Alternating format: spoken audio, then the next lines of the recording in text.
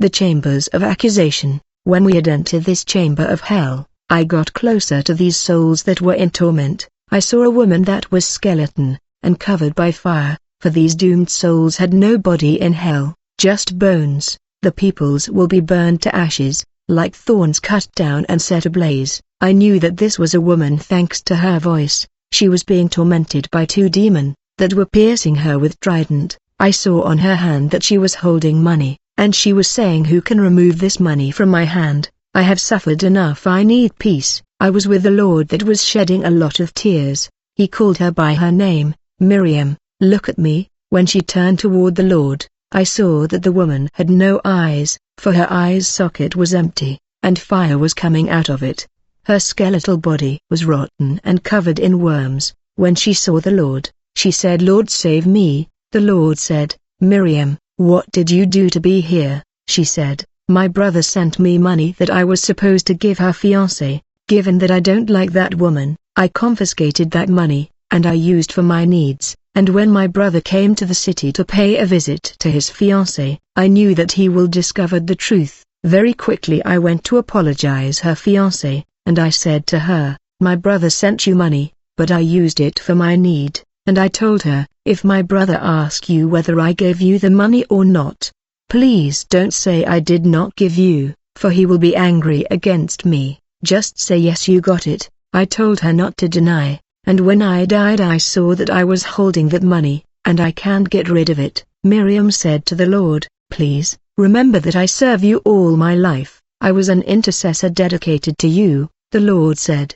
"It is true, but this money did not reach its destination." She said, "Lord, I want to return this money." The Lord said, "If only you could go back to earth you will be able to return this money, but unfortunately judgment has fallen." The lady continued to beg the Lord. When I saw this I began to cry. The Lord told me, "When they entrust you money for something or someone, make sure that the money reach its destination, otherwise it will condemn you beyond the grave. If you deviate the money, that deviation will be an act of condemnation unless you confess the sin." We left this soul in her pit of torment. When we were heading to the next pit, I kept hearing a voice saying subtraction. It kept repeating the word subtraction. When we got there, we saw a number of demons tormenting a soul. The Lord said, his boss trusted him. However, every time they sent to do something for the company, though he was doing perfectly well, but he always made sure that he was left with money, demons were piercing him on the belly that has become really big and rotten.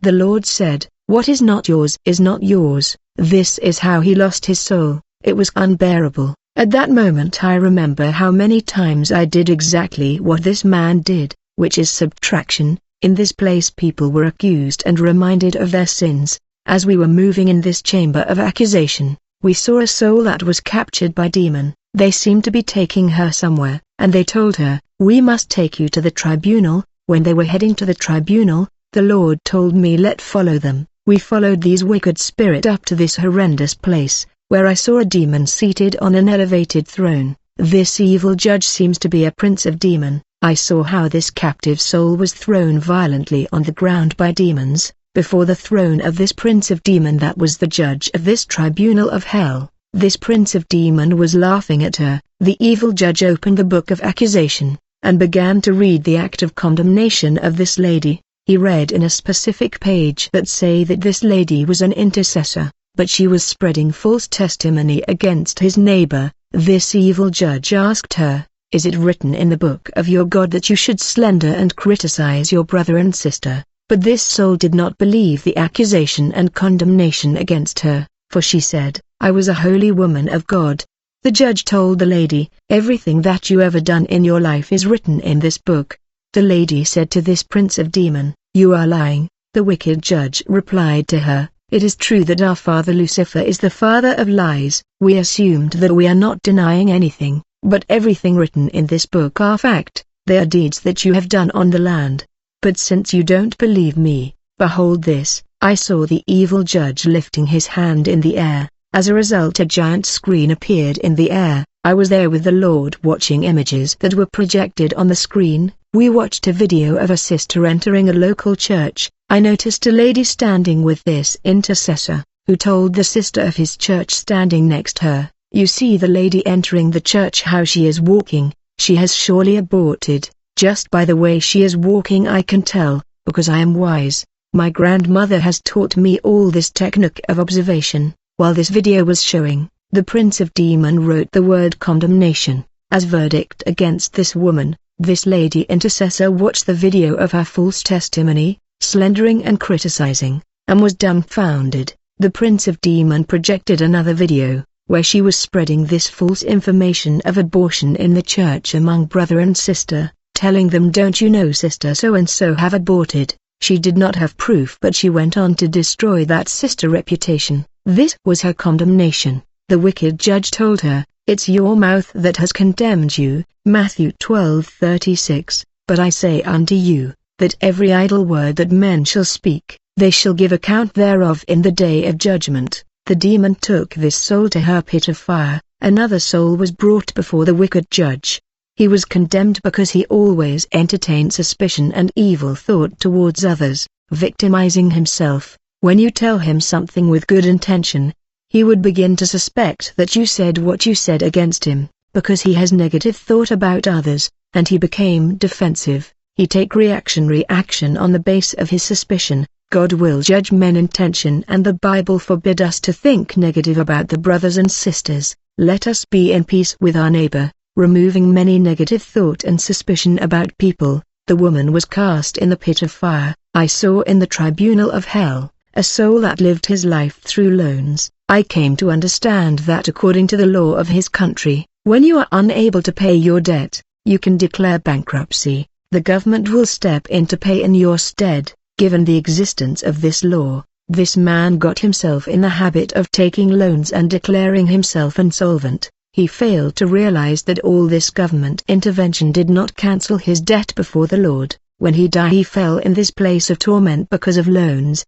Then I saw another soul thrown in this tribunal of demons before the evil judge. This prince of demons stood from when he learned of this soul offense, and he approached this soul and told him, "From all the souls that fell in this place, you are the most stupid of all." I saw dwarves demons surrounding this soul, and they were holding bow pointed to this soul. Immediately the movie of this man's life was projected on the screen. I saw that he had borrowed bread that cost only some cent. The following day in the morning he was supposed to pay for that bread, for in our country, people are delivered bread in the morning at home, so that they will pay the following day in the morning. After borrowing bread, this man began to leave home early, in order to avoid the woman that lended him bread. Since he was leaving early in the morning, the lender could not find him, although she came to look for him every day. One day a neighbor told this woman, "The man you are looking for leave home at dawn, and if you want to find him, come at dawn." The following when she came at dawn, she finally met this man, who began to complain to the lady, saying, "Why have you come this hour to get money? It's not normal." The woman replied to him, "I learned that you have been avoiding me, leaving home at dawn." He said, "All right, I will pay your money today later." This man was talking so much that the lady said, "All right, since you are talking so much you can keep the money, I am not taking it." The man said, "You cannot leave me the money," but the lady went away refusing to take the money. The prince of demons said to this soul, "All this time that the woman was coming to look for you, you did not lack money to pay back your debt." The demon calculated the amount this man owes this woman. He said, "You have to multiply that amount to 1,000 to reach your salary. How can you behave like this? Are we the one who sent you to do that? You are responsible for your sin. Give us the proof that we bewitch you to do this." This man knelt before the prince of demons begging him. The wicked spirit asked this soul, "Now what will be your punishment for this offense?" "All right, since the money you owe the woman is 300 cents, I will put 300 demons multiply by 1,000, which is your salary. 300,000 demons will torment you." At that moment I saw an innumerable crowds of demons capturing this soul and taking him away.